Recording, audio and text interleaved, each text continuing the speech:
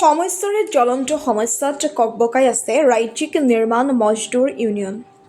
শ্ৰমিক নহ'লে কোনো চৰকাৰী, বেচৰকাৰী, ব্যক্তিগত আৰু বিভিন্ন অনুষ্ঠান প্ৰতিষ্ঠানৰ নিৰ্মাণ কাৰ্য সম্পূৰ্ণ নহয়। আজি শ্ৰমিকসকলৰ পৰিয়ালৰ পেটত গাঁঠি মাৰি প্ৰাপ্য সুবিধাৰ পৰা বঞ্চিত আৰু লাঞ্ছিত হোৱা বহু শ্ৰমিক চৰকাৰী সা-সুবিধা নোপোৱাকৈয়ে মৃত্যুগামী হৈছে। 21 ডিচেম্বৰৰ পৰা আৰম্ভ হোৱা উক্ত অধিৱেশন আজি সামৰণি পৰে অসম ৰাজ্যিক নিৰ্মাণ মজদুৰ ইউনিয়ন ওদালগুৰি জিলা সমিতিৰ তৃতীয় বাৰ্ষিক অধিৱেশন। আজি কলাইগাঁৱৰ প্ৰগতিশীল জনমঞ্চৰ পৰা উলিওৱা শ্ৰমিক মজদুৰ ইউনিয়নৰ এক বৃহৎ শোভাযাত্ৰাই প্ৰমাণ কৰি দেখুৱালে ইউনিয়নৰ শক্তি প্ৰদৰ্শন।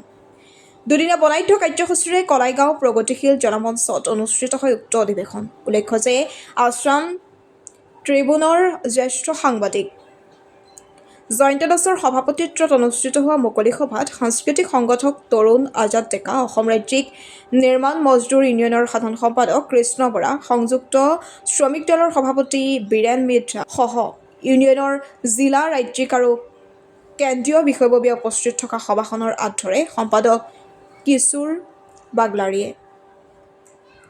কলাইগাঁৱৰ পৰা ভুৱন বনিয়া ৰিপৰ্ট, AIN লাইভ।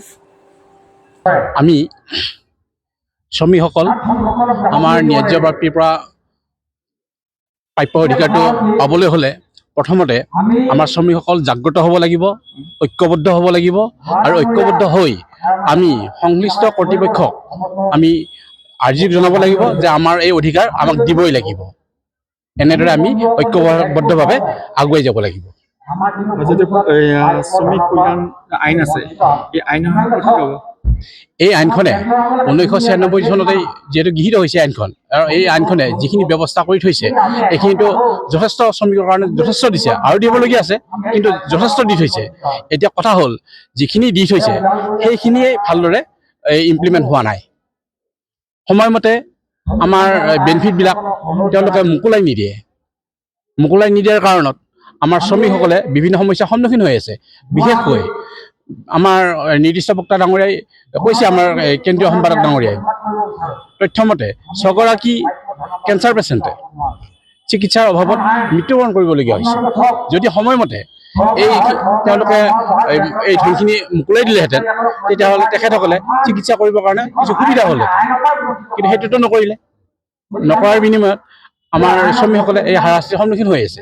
আৰু বিশেষকৈ এই ওদালগুৰি জিলাত 2020 চনৰ পৰাই 2020 চনৰ পৰাই শিক্ষাবৃত্তিটো নিয়মীয়াভাৱে লাভ কৰা নাই আমাৰ ছাত্ৰবিলাকে। এইটো যদি তেওঁলোকে নিয়মীয়াভাৱে প্ৰদান কৰি থাকে, আমাৰ এই শ্ৰমিক শ্ৰেণীৰ শিক্ষাৰ্থীসকল আগুৱাই যাবলৈ সুবিধা হয়। যাৰ ফলত তেওঁলোকে নিয়মীয়াভাৱে নিদিয়াৰ ফলত আমাৰ শ্ৰমিকসকলৰ শিক্ষাৰ্থীসকলে এটা ভাল টিউচন ল'ব নোৱাৰে,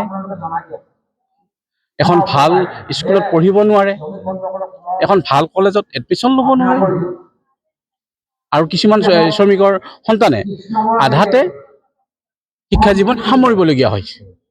গতিকে মই আহ্বান জনাম সংশ্লিষ্ট কৰ্তৃপক্ষক, তেওঁলোকে যাতে এই অধিকাৰসমূহ, এই বেনিফিটসমূহ নিয়মিতভাৱে মোকলাই দিয়ে।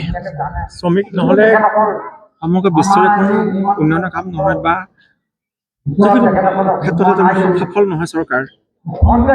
চৰকাৰৰ উদ্দেশ্যে কি ক'ব? এইটোতো সকলোৱে জানে। এটা যদি ৰাস্তা বনাবলগীয়া হয় তাত শ্ৰমিকৰ প্ৰয়োজনেই আছে। শ্ৰমিক নহ'লে ৰাস্তাটো হ'ব নেকি? নিশ্চয় নহয়। এটা যদি ঘৰ বনাবলগীয়া হয় তাতো শ্ৰমিকৰ প্ৰয়োজন আছে। শ্ৰমিক নহ'লে ঘৰ হ'ব নেকি?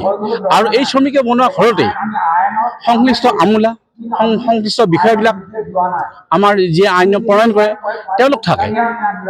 তেওঁলোকে, মই ইয়াৰ যদি আহ্বান জনাম, তেওঁলোকে যিখন ঘৰত তেওঁলোকে আছে সেইখন ঘৰ যিখিনি মানুহে বনাইছে তেওঁলোকৰ কাৰণে তেওঁলোকে চিন্তা কৰক, তেওঁলোকৰ অধিকাৰসমূহ যাতে সময়মতে পাই থাকে, তাৰ কাৰণে মই তেওঁলোকক আহ্বান জনাম। প্ৰথমতে মই মোৰ পৰিচয়টো দি লৈছোঁ। অসম ৰাজ্যিক নিৰ্মাণ মজদুৰ ইউনিয়ন সহসাধাৰণ সম্পাদক, নামটো ভূপেন বৰুৱা। আৰু ওদালগুৰি জিলাৰ তৃতীয় অধিৱেশনৰ দ্বিতীয় দিনৰ আজি মুকলি সভাত আমি উপস্থিত আছোঁ, আৰু শ্ৰমিকৰ এই বিভিন্ন সমস্যাক লৈ আলোচনাত মিলিত হৈ আছোঁ। মে' দিৱসৰ তাৎপৰ্যটো ক'ব গ'লে বহুত দীঘলীয়া হয়, কিন্তু বছৰৰ মূৰত এদিন আমি শ্ৰমিক ওলাই আহোঁ আমি আমাৰ অধিকাৰসমূহ পাবৰ কাৰণে, অধিকাৰ সাব্যস্তৰ কাৰণে আমি ওলাই আহোঁ, একত্ৰিত হওঁ, চৰকাৰক দাবী জনাওঁ। বেছি আৰু এইটোৰ বিষয়ে মই বহলাই নকওঁ। আৰু কিবা সুধিব? চৰকাৰক কি বুলি আহ্বান জনাম, নিৰ্দিষ্ট বক্তা কিছুমানে কৈ আছে কথা। এখন আইন 1996 চনত গৃহীত হৈছিল। 92 চনৰ পৰা যুঁজ কৰি 16জন শ্ৰমিকৰ আত্মবলিদানৰ ফল হিচাপে এখন আইন পালোঁ। সেইখন আইন হ'ল অসম গৃহ আৰু অন্যান্য নিৰ্মাণ শ্ৰমিক কল্যাণ আইন 1996। আপোনালোকে কথাটো জানক। আৰু এই আইনখনত এখন উপকৰ আইন সংযোজন কৰি দিছে, অসম গৃহ আৰু অন্যান্য নিৰ্মাণ শ্ৰমিক কল্যাণ উপকৰ আইন। আৰু উপকৰ আইনত ইমানেই টকা আছে, এখন টকাৰ নদী বুলি কৈছোঁ মই আপোনালোকৰ আগত। সেইটো আপোনালোকে, মোৰ হাতত কিতাপ আছে আৰু গাইডলাইন গোটেইবিলাক আছে, আপোনালোকে মোৰ লগত যোগাযোগ কৰিলে মই দিব পাৰিম। এতিয়া এই আইনখনৰ অধীনত যিখিনি মানুহে আইডেণ্টি কাৰ্ড পালে, তেওঁলোকৰ এইটো অধিকাৰ। আজি এই অধিকাৰটো সাব্যস্ত কৰিব আমি ক'ত যাম, কাক আমি জনাম? আমি চৰকাৰক বাৰম্বাৰ অনুৰোধ কৰি আছোঁ। দৰং জিলাতো আমি সেনেকৈ অধিৱেশন পাতি কৈছিলোঁ। আজি ওদালগুৰিতো আমি সেনেকৈ কৈছোঁ। বহুতো শ্ৰমিক সেনেকৈ মৃত্যু হৈছে, ক্ষতিপূৰণ নাপায়। এতিয়া আমাৰ যিটো হেল্থ চেকআপ আছিল, প্ৰতি বছৰে 3000 টকা, 40 বছৰ তলৰখিনি, ওপৰখিনি 5000 টকা, সেইটো কাটি দিলে। তাৰপিছতে মেডিকেল এছিষ্টেণ্ট বুলি এটা আছিল, কোনোবা মানুহ যদি শ্ৰমিক হস্পিটেলত ভৰ্তি হয়, সেইটো কাটি দিলে মেডিকেল এছিষ্টেণ্ট। এতিয়া কেঞ্চাৰ হ'লে যিটো পাইছিলোঁ আমি 1.5 লাখ টকা কৰি, সেইটো কাটি দিলে। এতিয়া এখন নতুন হেৰি দিছে, কি নহয় এইটো কি, বিভিন্ন ধৰণৰ নিয়ম ওলাই দিছে তেওঁলোকে। এই নিয়মবিলাক মানে য'ত প্ৰযোজ্য হ'ব নালাগে তাত প্ৰযোজ্য কৰি দি আছে জোৰ জবৰদস্তি। আৰু শ্ৰম কোড হ'ব গৈ আছে, কোৰ্টলৈ এই আইনখন ৰূপান্তৰ হৈ আছে এতিয়া। তাৰ কাৰণে আমি বহুতো দুখী। আৰু ভৱিষ্যত কি হ'ব, আইনখন থাকিব নে নাথাকিব, আৰু আইনখনৰ অধীনত যিখিনি টকা আছিল, এই টকাখিনিও সুৰক্ষিত হৈ থাকিব নে নাথাকিব, আমি বহুত চিন্তনীয় হৈ গৈছোঁ এতিয়া। আমি চৰকাৰক অনুৰোধ জনাইছোঁ, কাটৰ অনুৰোধ, কৰজোৰে অনুৰোধ কৰিছোঁ, যাতে নিৰ্মাণ শ্ৰমিকসকলৰ কেইটামান বস্তু আছে, গোটেইবিলাকতো আমাক দিয়া নাই এতিয়ালৈকে, কিন্তু আইনখন সংশোধনী হৈ গৈ আছে। যেনে ধৰক শিক্ষাবৃত্তি, আমি শিক্ষাবৃত্তিযোৰ যদি নেদে, শিক্ষাৰ ক্ষেত্ৰত আমি যদি ল'ৰা ছোৱালীখিনি আগবঢ়াই লৈ যাব নোৱাৰোঁ, সমাজখন কেনেকৈ আগবাঢ়িব? গতিকে শিক্ষাবৃত্তিটো মোকলাই দিয়ক। আৰু পেঞ্চন আছে, পেঞ্চন সময়মতে আমি নাপাওঁ। আৰু আমি অফিচত গ'লে কয়, যিটো কমিশনাৰ অফিচ গুৱাহাটীত আছে, তাতে কয় আমাৰ মানুহৰ অলপ অসুবিধা, মানুহ কম। BOCW টকা নদী বৈ আছে, তাত আমাৰ মানুহ চাকৰি দিব লাগে, এমপ্লয় দিব লাগে, কাম হ'ব লাগে। অল আছামৰ এটা মানুহ চাই, কোনোবা এজনে যদি শিক্ষাবৃত্তি চাই, কোনোবা এজনে চাব ডেথ বেনিফিট, কোনোবা এজনে চাব পেঞ্চন, সেনেকৈ নহয় নহয়।